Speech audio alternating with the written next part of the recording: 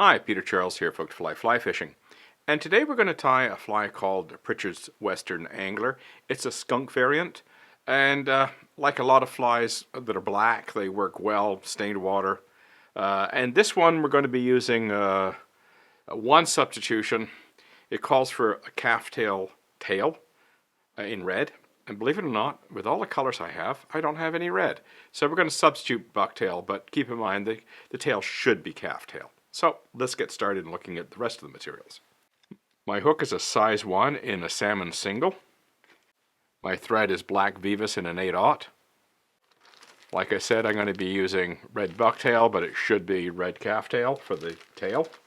We're going to be using a large gold oval tinsel. The body is black chenille. The throat is purple saddle hackle. And the wing is orange over white calftail. So let's get started. Okay, now we put in our tail, and this is, of course, our fake calftail. This happens to be a low quality bucktail, which is kind of crinkly, so it kind of looks like calftail.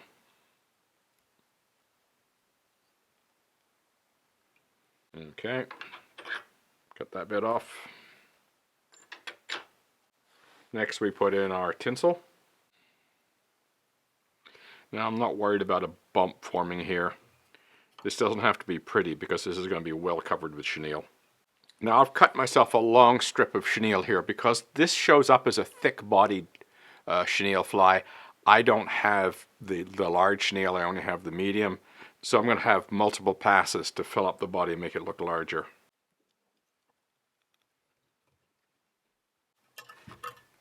So when you're dealing with the bump, tight wrap to begin with. Then slack off the tension when you come off the bump. Now I'm going to stop at the return, go back, and then come forward again. Add some tension here. Get that last wrap to bite in.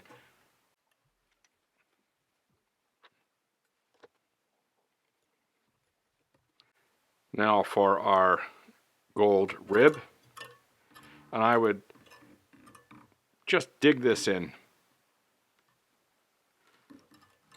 And you can see now, you see the spacing I've got here? You could make that spacing tighter if you want. Let's do that, just for sake of argument. I'll show you what it looks like if you change your spacing.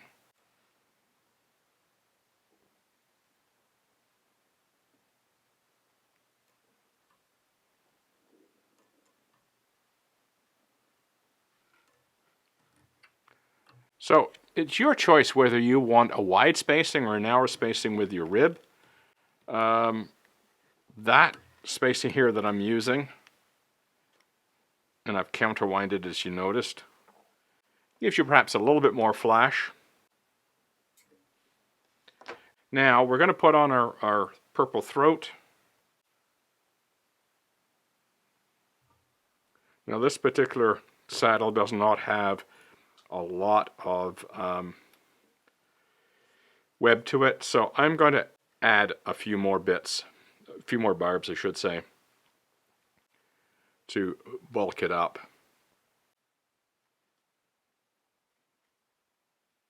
If you were using a webbier saddle or schlappen, this wouldn't be necessary to keep adding, but mine's rather fine.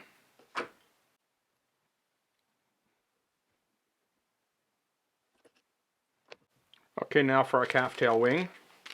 The white is the base for the wing, and the orange is just an accent on top. So just pull off a reasonable sized clump for the white. And we're going to make this the length of the hook.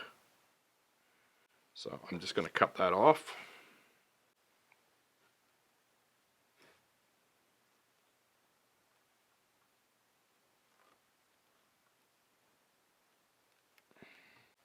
Make sure that's square on top, and it is.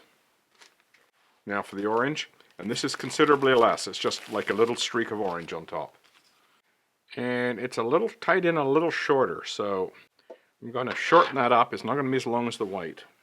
Bring your thread to the back. Pinch loop that down, a couple of wraps. And just move it so it's centered on the wing. That looks good.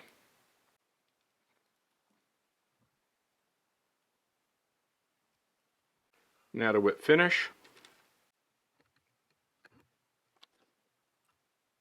And finally some head cement.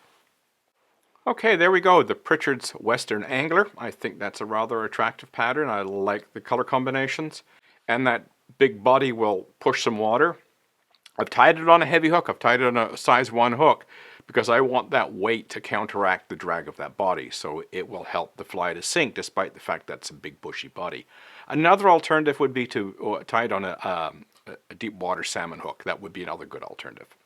But anyway, there you go. The Pritchards Western Angler. Nice looking fly. I'm sure it'll do well. Cheers.